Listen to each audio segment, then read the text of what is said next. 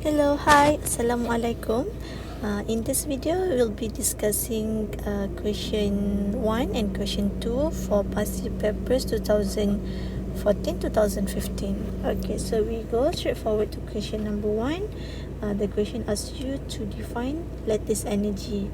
So as we know, lattice energy can be defined as two types. Okay, so it's either lattice dissociation or lattice formation. Okay, for this kind of question, you are able to choose either you want to answer the lattice energy in terms of dissociation energy or formation energy. Okay, this is the definition. No need to give equation.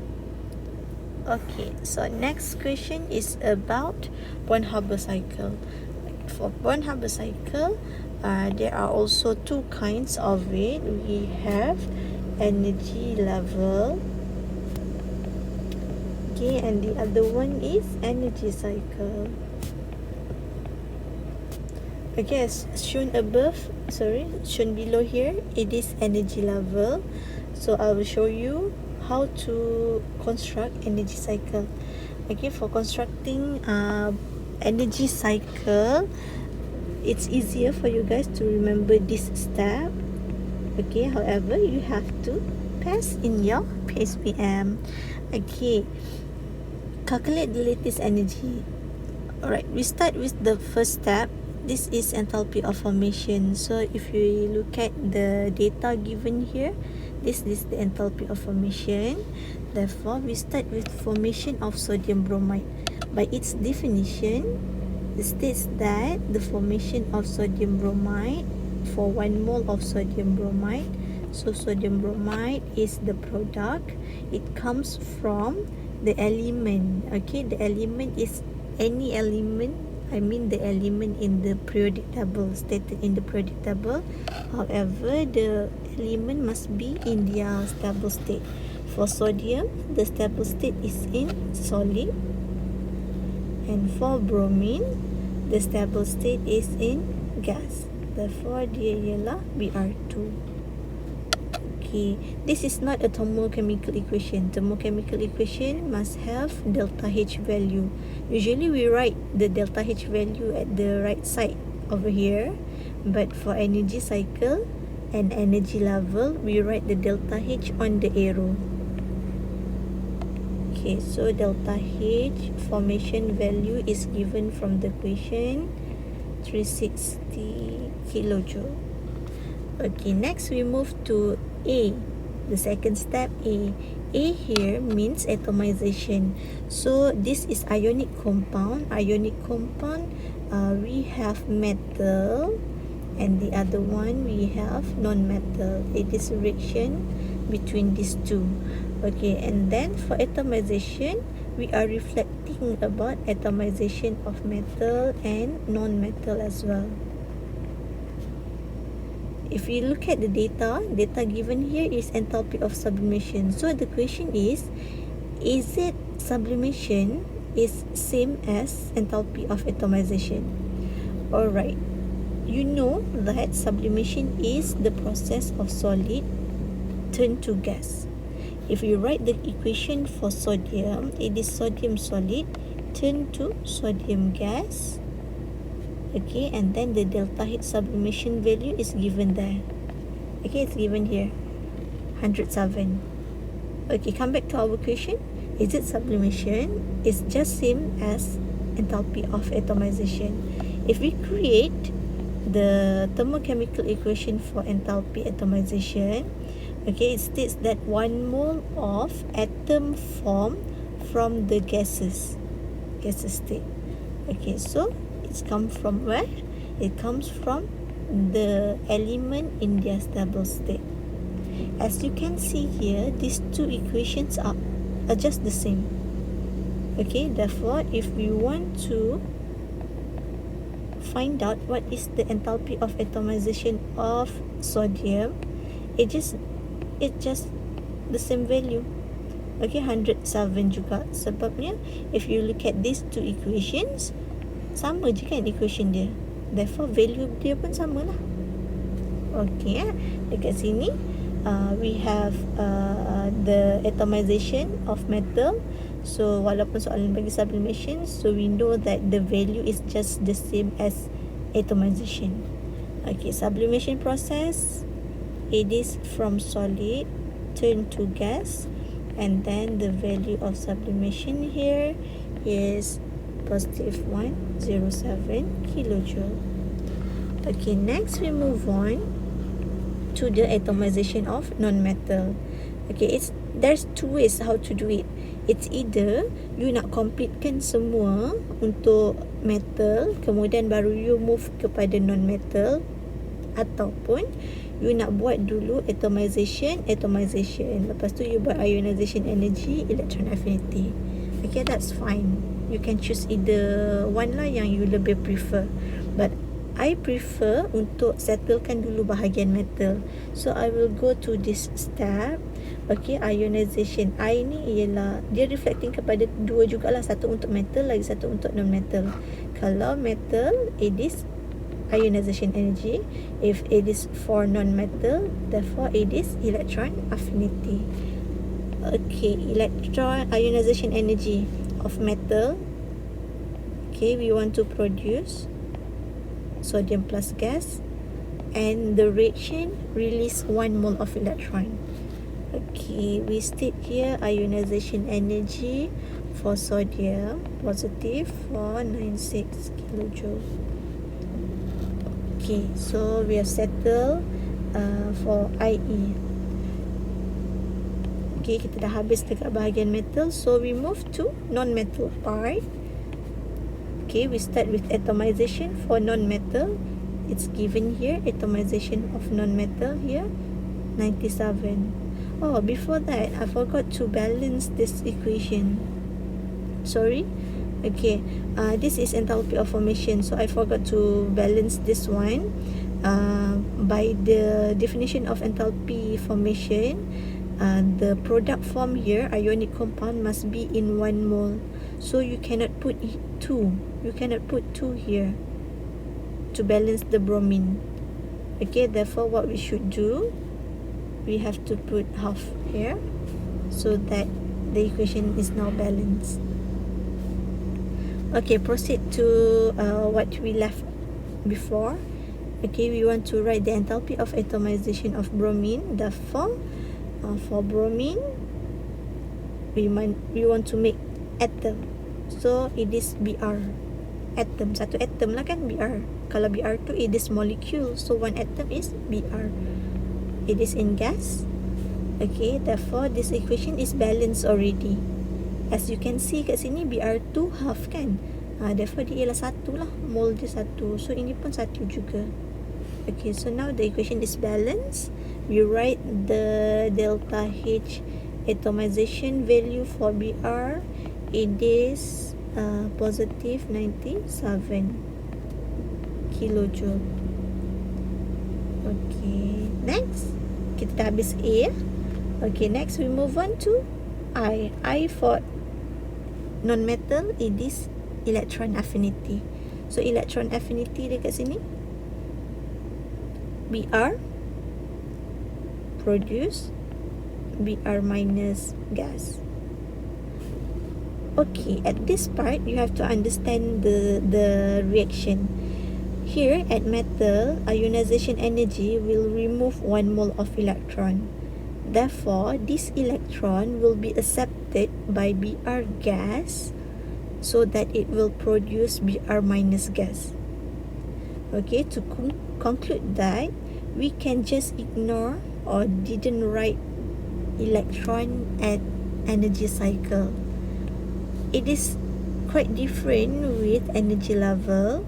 If you see here, ionization energy process, okay, it will release 1 electron, so you have to write the electron in energy level. Okay, and then Br, okay, for undergoes electron affinity, this Br will accept 1 electron to produce Br minus. Therefore, at this step, there is no more electron left. Okay, for energy level, the electron is not in cis, but you know the electron release is accepted by this one. Therefore, kita boleh lah tak tulis pun elektron pada energy cycle. Okay, next we dah settle dekat I. Lastly is L. L of course it is lattice. Okay, if you look at this part, lattice formation. Okay, soalan dia calculate the lattice energy for sodium bromide. So untuk sodium bromide kan, sodium bromide formation lah dekat sini. Formation is come from gaseous ion, and then the value should be negative. Okay, gaseous ion kepada ionic compound. So kalau you perasan dekat sini kita dah produce dah gaseous ion dia. This is the ionic compound. Okay, so kita buat tanda tambah sahaja to produce this part. So this is the lattice energy that we want to calculate, but we have a hint here that the lattice energy value should be negative. If you calculate here and then you get positive, so you tahu there is somewhere wrong, so you kena semak semula ya. Okay, we move to equation. We want to calculate the lattice energy. If you still remember, you have to remember the Hiss's law. Okay, let's say ini kita label sebagai A, and then I label ini sebagai C. Maksudnya the route to produce C from A is delta H formation. So delta H formation is equal to everything. Okay, is equal to everything. This is the different route to produce C. Okay, so dekat sini we check either the direction of the arrow dah okay ataupun belum. Okay, maksud saya ialah dekat sini A to produce C, so we no need to reverse the value here. Okay, so delta HF, kemudian nak produce C kita lalu jalan lain, kat sini arrow pun dah okay, maksudnya arrow dia sedang menuju ke arah C. Okay, ini ialah delta heat sublimation, so kita masukkan dekat sini. Yang ini pun arrow dah okay, ionization energy, so this is the value. Kita tengok arrow yang untuk atomization untuk bromine pun dah okay, maksudnya dia sedang menuju ke arah C. Okay, this is the value. Oh, I forgot to write here. This is electron affinity. Okay, electron affinity, and then the value is negative 324 kilojoule. So this is the value. Okay, next look at the arrow for lattice. Dia pun sedang menuju ke arah C kan, so no need to reverse the value. Kita tulis je lah lattice energy. Okay, and then you substitute all the values here, you calculate and find out what is the lattice energy. You should get negative 736 kilojoule per mole. Lagipun kita dah tahu kan tadi lattice energy should be negative, so sepatutnya memang dapat negatif. Okay, so this is untuk Born-Haber cycle. Mudah je kan Born-Haber cycle. Okay, you can choose either to write in energy level or energy cycle. Okay, next what we have here, this is next chapter 9, thermochemistry. The question, the voltaic cell is set up using zinc and copper. Okay, the other name of voltaic cell is galvanic cell. If the cell is using zinc and copper, is actually Daniell cell. Okay, Daniell cell using these two electrodes. Given you here is cell notation. Okay, this is cell notation. So please differentiate between cell notation, cell diagram, and equation. Okay, equation it means overall equation. Question number 1. Write half equation for both electrodes. So you have to keluarkan, or you have to write the equation for what happened at anode and cathode. Okay, and then you have to write the equation for overall. Okay, this is by looking at the cell notation, we can identify or we can determine what is the anode, what is the cathode. Okay, please take note, this is the common mistake did by students. To identify anode and cathode, the student, you should look at the cell notation or cell diagram or the equation. Okay, please don't cari cathode or anode berdasarkan value. Okay, let's say you baca soalan ni, you nak tentukan siapa anode siapa cathode kan, so that you can do the equation. So you lihat value dekat sini, you cari siapa yang lebih positif, itu ialah cathode. That's the wrong way to find out or to identify what happened at anode or cathode. Okay, you should look at the cell notation given by the equation. So kat sini cell notation, we know that cell notation dia sentiasa macam ni, A, B, C. So A ialah anode, B it is salt bridge. Okay, salt bridge written as this two. Okay, two vertical line here, and then C here is cathode.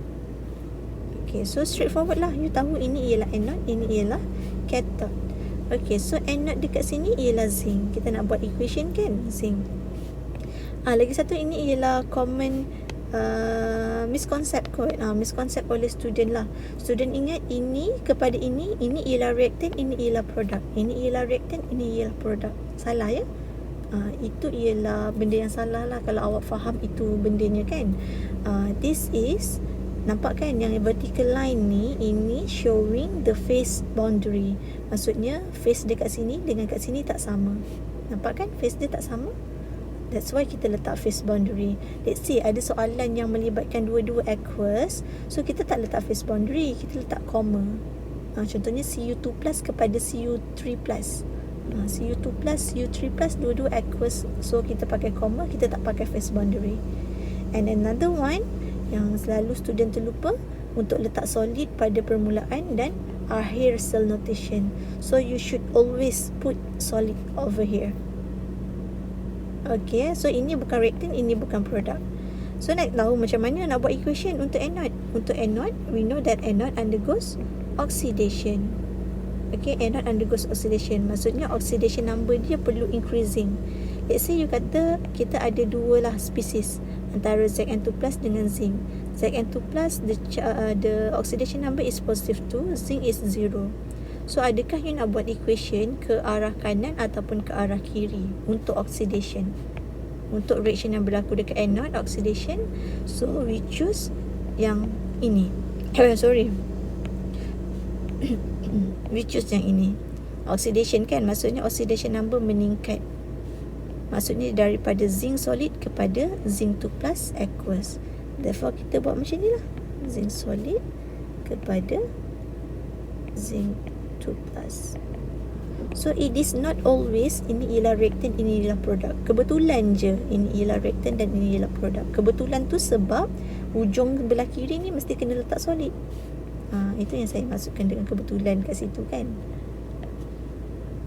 Okay, then to balance the equation, please remember two things.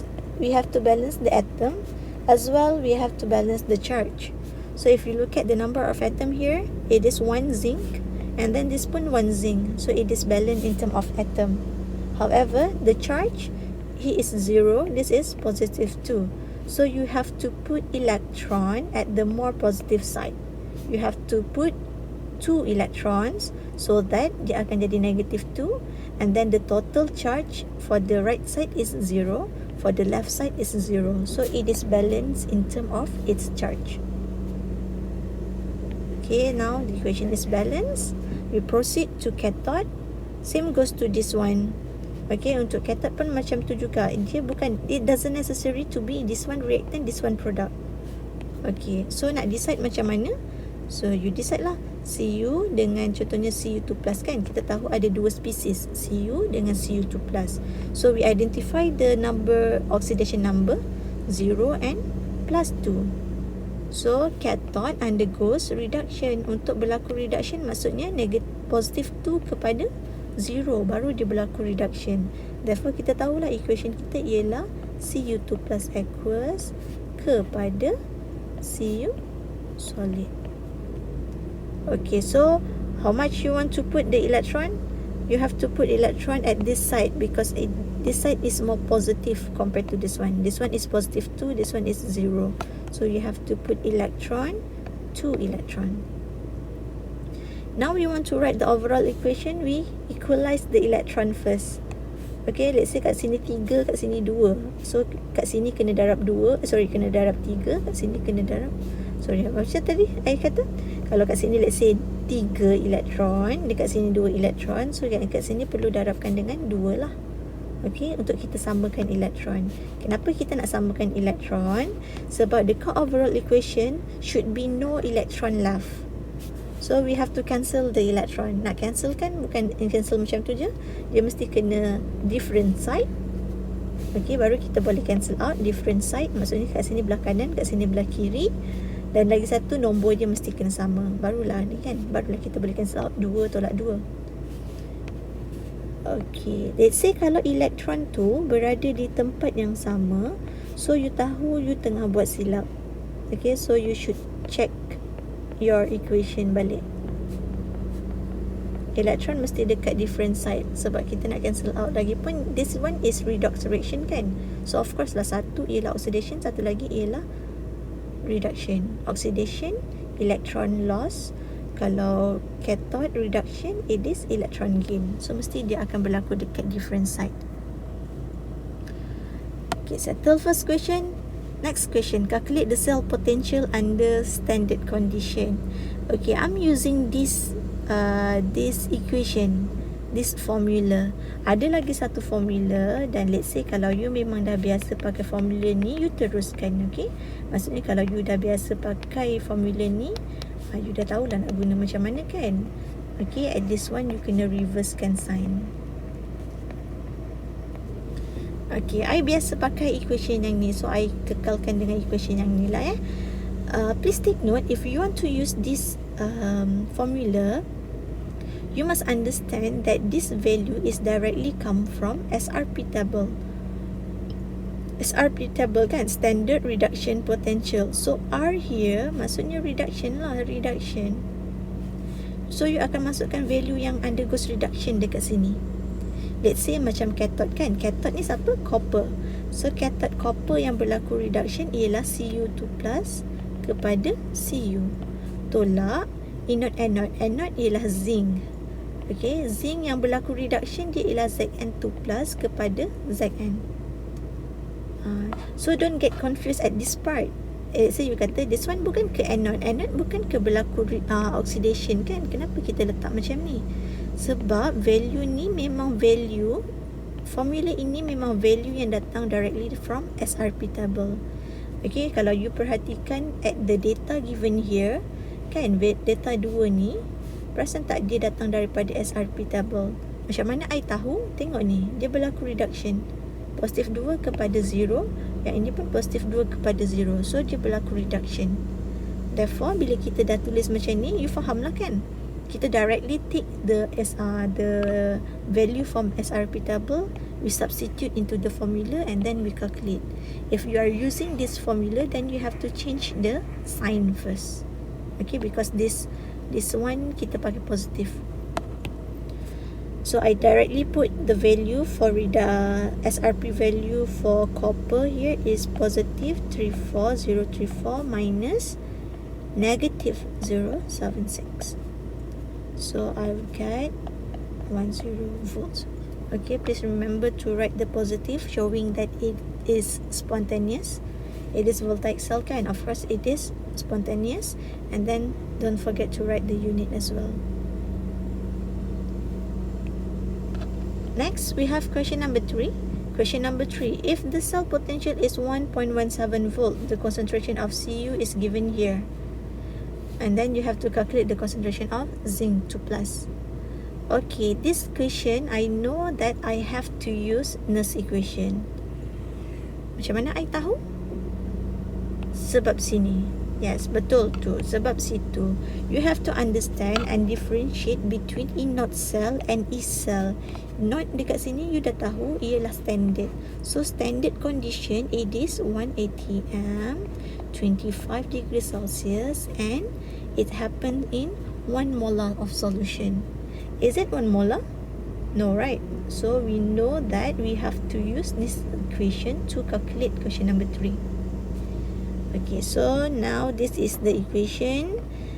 Just substitute the value. Ethyl is given 1.17. Inoxal you have calculated in the previous question.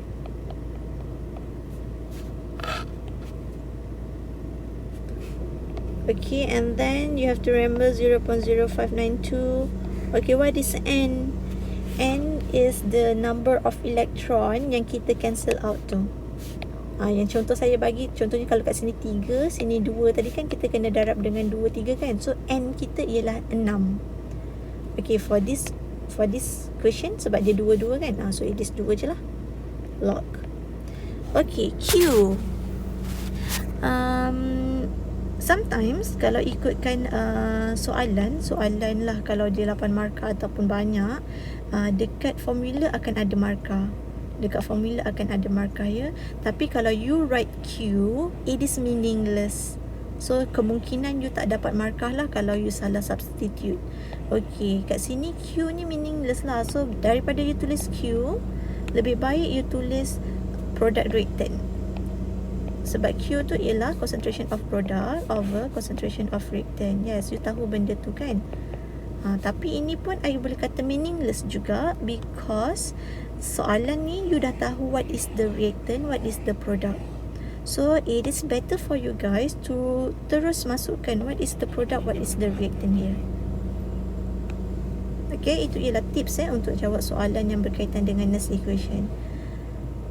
Product here we have zinc 2+ and copper. Alright, copper is in solid, therefore we can ignore this one. So we take this into account. For reactant, this is solid, so we can ignore this one. We take this. Okay, what if the reactant or the product have gas phase? So phase, kalau gas, you have to take pressure into account. Okay, yang kita ignore ialah solid dan juga liquid sahaja. Therefore dekat sini zinc 2+, it is 1 mole, right? So dia power of 1. Tak tulis 1 pun tak apa, I nak tunjuk sahaja Cu2+. Maksudnya you jangan terlupa untuk power of something kalau kat sini ialah 2 ataupun 3. Okay, substitute the value here. Zinc kita nak cari, and then given you is copper value is 4.95. Okay, you just press your calculator and then you will get this as your answer. Don't forget to write the unit. Okay, this question pun very easy, right? Okay, simply je you boleh dapat 8 marks, full marks. Next question. Okay, this is about organic chemistry. Okay, this question is ask you to arrange the following alkane. So given you 4 molecules of alkane by increasing boiling point. Okay, this is the physical properties boiling point. Explain your answer. Okay, tips. I give you tips here. If the question asks you about boiling point or solubility or melting point, any physical properties, you have to remember the intermolecular forces. Okay, this topic we have learned in semester 1. Okay, intermolecular forces, there are 2, van der Waals and hydrogen bond. Van der Waals can be classified into another 2, London forces for non-polar molecules. Dipole-dipole interaction is for polar molecules. Okay, hydrogen bond is for polar molecule as well, but the hydrogen is most directly bonded to more electronegative atom such as fluorine, oxygen, nitrogen. Okay, for alkene here, you got the question, so I suggest you to draw the molecule first. Okay, draw molecules lah, so that you nak differentiate kan, yang mana ada branch, yang mana tak ada branch. Okay, this is unbranched alkane, these 3 are branch alkane. Okay, and then we analyze analyze the alkene first kan. You nampak dekat sini nonin. Nonin we understand it is 9 carbon. Okay, untuk 2244 tetramethyl pentane, you jangan kata dia 5 carbon sahaja. Total sebab kita nak kira molecular mass. Kita nak kira molecular mass dia kat sini. Kalau molecular mass dia berbeza, so we are discussing about unbranched. Contohnya, nonin compare dengan butane. Butane 4 carbon. So bila 4 carbon, 9 carbon, of course lah molecular mass dia berbeza kan. So soalan tu mesti yang berkaitan dengan unbranched. However, kalau molecular mass dia sama, maksudnya kita tengah fokus kepada branch alkene. Okay, dekat sini yang kita nak lihat ialah factor of molecular size. Molecular size. Kalau molecular size besar, so of course surface area besar. Surface area besar, and then the intermolecular forces will be stronger. Kalau dah stronger, of course it need more energy to break the forces. Therefore, the boiling point will be increasing. Okay, kalau branch tu samalah. Kalau branch tu lagi banyak carbon, lagi tinggi molecular mass, so molecular size pun besar, surface area pun besar. Kalau yang untuk branch, dia terbalik. Kalau lagi kurang branch, okay, number of branch dia lebih kurang, lebih ke bawah, lebih rendah, so molecular size increasing, surface area increasing, so intermolecular forces become stronger, energy needed is more, therefore the boiling point increasing. Okay, come back to your question. So this one pun 9 carbon, ni pun 9 carbon. If you calculate this one pun 9 carbon. So it is actually the isomers of C9H20. Okay, so you calculate the molar mass, it give you 128.2. Okay, maksudnya semua ni ada the same molecular mass. So we are talking about the number of branch actually. This is the factor. Okay, how I explain this one? First, we arrange the boiling point. Okay, this is the common mistake did by student. Common mistake. Bila soalan suruh arrange, biasanya student akan terus arrange. Excited arrange. Please remember, you have to write what you are arranging for. Let's say you arrange kan, kita ada banyak perkara yang kita nak discuss. We are nak discuss molecular size, kita nak discuss surface area. So nampak tak dekat sini? Banyak susunan dekat sini kan. Ini susunan, ni pun susunan, ni pun susunan, ni pun susunan. Tapi susunan untuk apa? So you kena bagi tahulah you tengah susun pasal apa. Alright, you tulis kat depan ni, the boiling point of. Okay, so we know that boiling point of 3 is the weakest. Okay, ataupun kita nak cari the strongest. Okay, you tahu yang tak ada, yang kurang branch, maksudnya dia punya molecular besar, surface besar, kuat dan boiling point tinggi. So of course lah antara 4 ni yang tak ada branch langsung ialah nonin. So nonin is the strongest. Okay, antara 3 ni kan, kita tengok surface area ya. Kita nak discuss surface area, betul tak? Kat sini kita nak discuss surface area. Kita nak cari surface area siapa yang besar. Sebab kalau surface area besar, maksudnya intermolecular force stronger, boiling point tinggi. Okay, surface area tu macam mana? Surface area tu sebenarnya macam ni lah, dia punya contact with the surface. Kalau dia unbranched, dia straight chain, so dia punya surface area dekat sini besar. Compare kepada branch, walaupun dia 9 carbon, so look at here, dia pentane. Pentane maksudnya 5 carbon, so surface area dia kecil lah. Kalau kat sini heptane 7, so surface area dia akan lebih besar compare to 3. Ni pun 7 juga heptane, so besar. So yang paling besar punya surface area siapa? Nonin. Therefore nonin dia lah yang increase have the highest boiling point. Okay, seterusnya ialah yang 3. Seterusnya yang paling rendah ialah yang 3 ni. Paling rendah sebab dia punya surface contact tu yang pentane sahaja kan. So 3 paling rendah.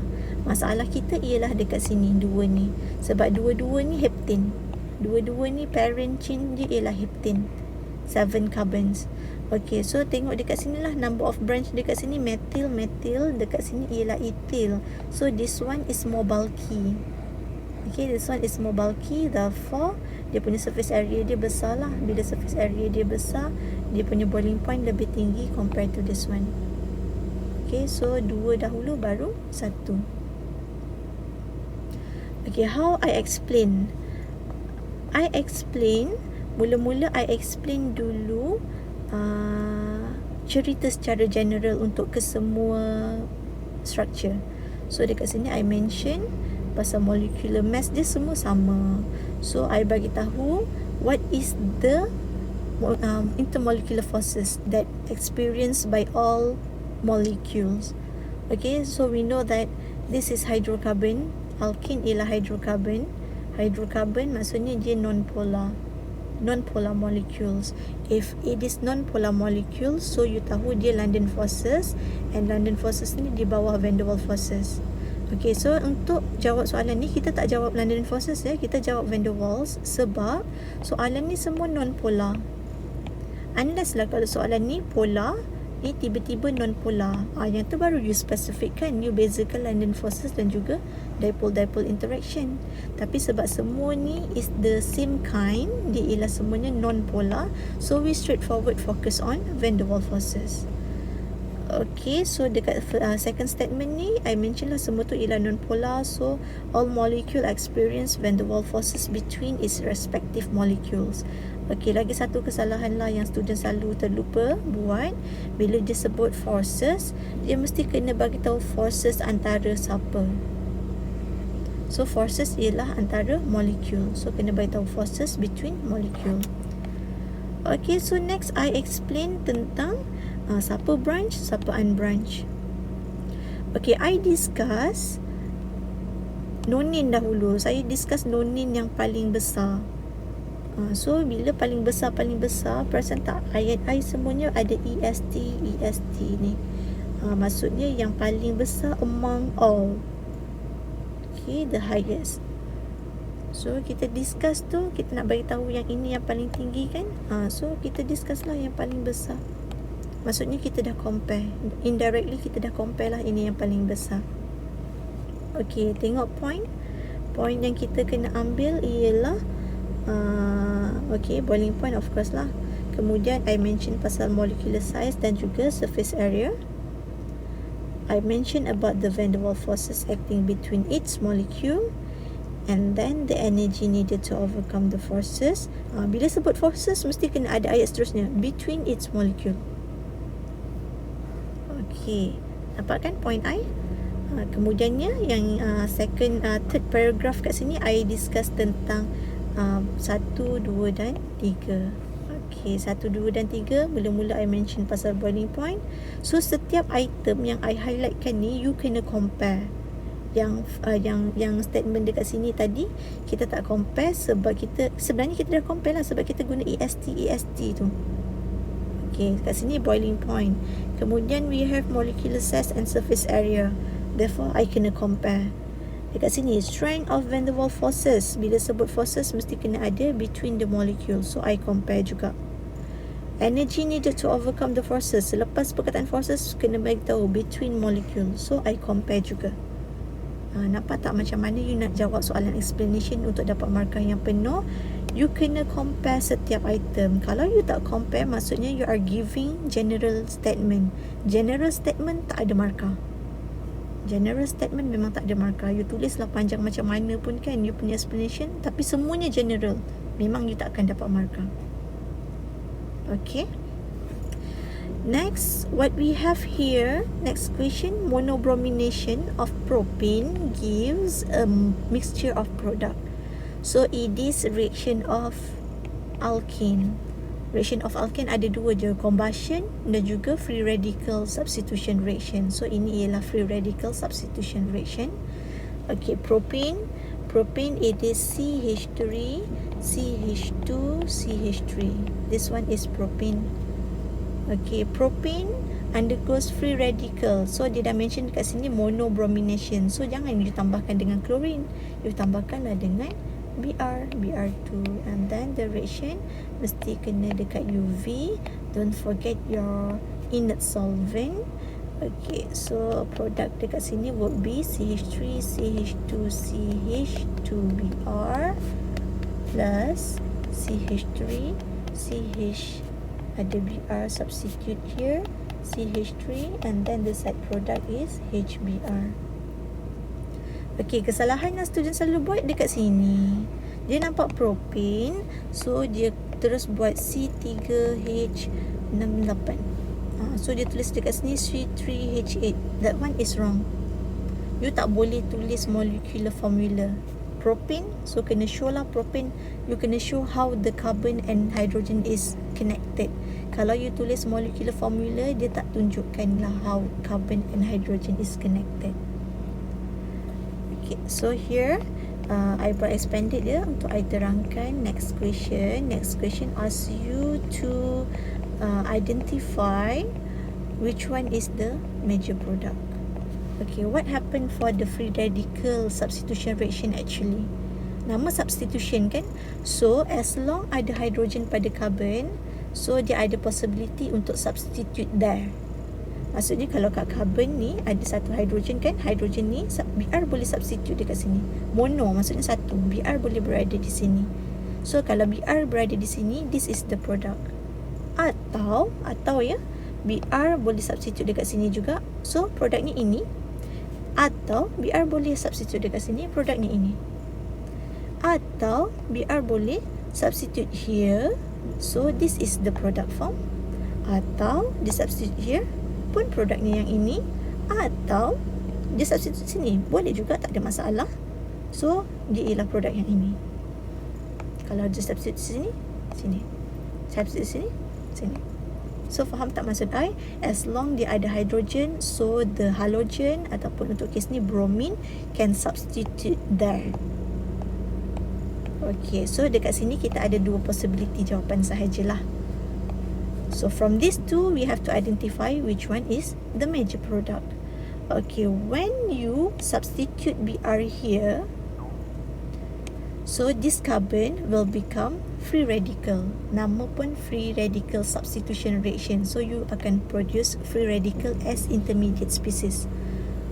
Free radical kat sini ialah primary free radical. Okay, however, if you are doing like this, you nak substitute yang dekat sini, therefore free radical dia macam ni.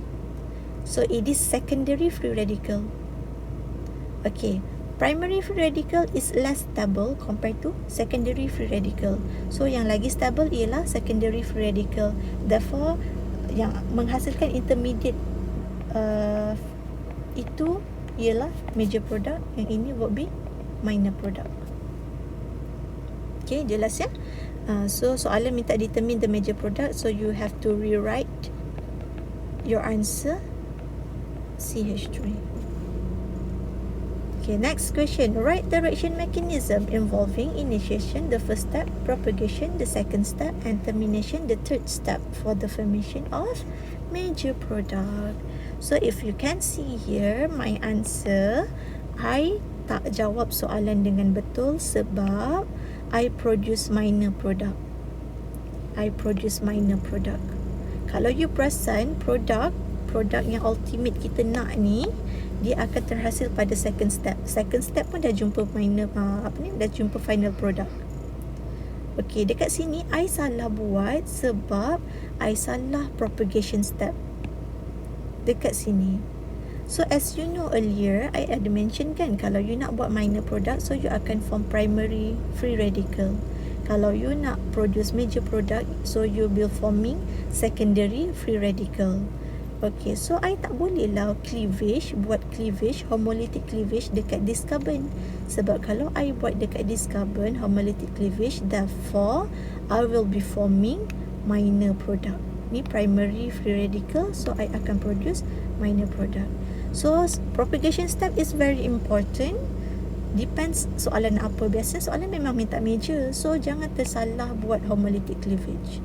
Okay, therefore yang part ni salah, I betulkan ya. I betulkan. bila I nak buat homolytic cleavage at the second carbon, so I have to expand this carbon. Carbon ni tak nak expand pun tak apa. Okay, I have to expand this carbon sebab I nak tunjukkan bond breaking. Okay, so I akan buat macam ni ya. Hydrogen ni kena expand, yang ni tak nak expand pun tak apa. Okay, so how homolytic cleavage did? This bond ada 2 elektron, so 1 elektron pergi kepada carbon, lagi 1 elektron pergi kepada hydrogen, dan dalam masa yang sama it will connected to Br. So dia akan produce HBr dekat sini. So produk dekat sini salah ya. Produk dekat sini intermediate species should be CH3, CH, free radical CH3. Okay, one unpaired electron maksudnya free radical dekat sini, it is secondary free radical. So dekat sini pun of course salah. Sepatutnya I guna secondary free radical. So I padam dekat sini. Okay, I salin semula. It is CH3, C free radical hydrogen, and then we have CH3. Therefore this radical will reacted with 1 bromine. Ni pun produk yang salah, CH3, CH, Br, CH3. Okay, yang ini ialah produk yang kita nak kan. So as I mentioned earlier, memang final product akan terhasil pada propagation. Dekat propagation pun kita dah form final product. So we want to protect this product. Kita ada free radical. Free radical is very reactive. So kalau you tak protect this product, dia akan attack this product. So you tak akan dapat produk yang kita nak ni lah. Okay, therefore kita kena buat termination. Kita kena habiskan free radical. Okay, kita kena matikan semua free radical. Untuk first equation ni tak ada masalah. Yang inilah masalah dia. Sebab tadi kita form free radical yang salah kan. Ni salah. So ni pun salah. This one pun salah. This one pun salah. Okay, so I tunjukkan ya. Untuk second equation should be macam mana. Untuk second equation yang ini, sepatutnya kita guna free radical yang ini ya. CH3, C free radical, hydrogen, CH3.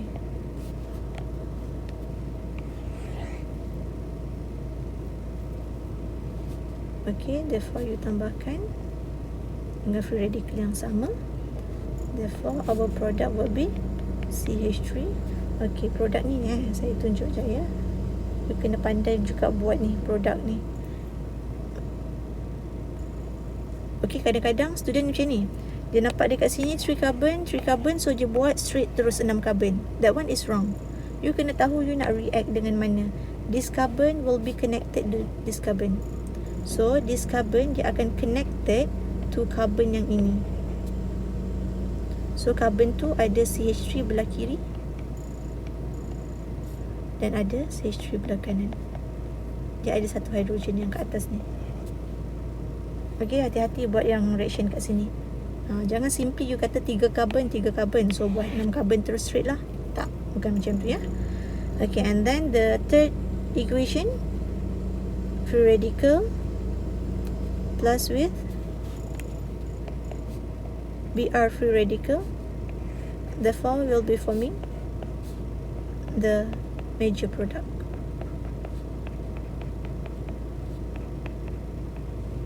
Okay, that's it. Okay, that's how you do the mechanism. Okay, last question. Question number 2C, combustion of alkane. So as I mentioned earlier as well kan, I kata alkane ada 2 reaction dia. Satu combustion tadi, dan juga lagi satu ialah free radical. So dekat sini free radical substitution reaction. For question B, dia ialah combustion. So combustion ada 2 condition. It's either excess oxygen or limited. Kalau excess oxygen will be forming carbon dioxide and H2O. If it is limited oxygen, so the product will be carbon monoxide and H2O. Sometimes there are another condition, very limited oxygen. Very limited oxygen will be forming carbon and H2O. Carbon. Alright.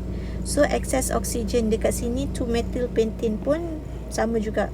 Bila 2-methyl pentane, tulis 2-methyl pentane. Jangan you pergi gabungkan bilangan carbon and then you gabungkan bilangan hydrogen, you buat molecular formula. That one is wrong. Okay, so we balance the equation. How many carbons here? 6 carbon. So we balance here 6 Now hydrogen 3, 6, 9, 10, 11, 12, 13, 14, so kita letak 7. Alright, oksigen sekarang ni dah ada berapa? 12 tambah 7, 19. So kat sini kita balancekan lah 19/2. As easy as that. Kalau you tak nak ada fraction, lepas tu nak darab 2 everything kat sini pun okay, boleh sahaja, tak ada masalah. Kat sini seterusnya question number 2. Question number 2, 6 juga, 7 juga. Okay, oksigen je berbeza lah. Sebab kat sini dah carbon monoxide kan. 7 tambah 6, 13. 13/2. Pun sama, if you want to darab 2, so you darab 2 everything. Except this one lah. Okay, that's all for question 1 and question 2, 2014-2015. I wish you all the best. All the best, kids.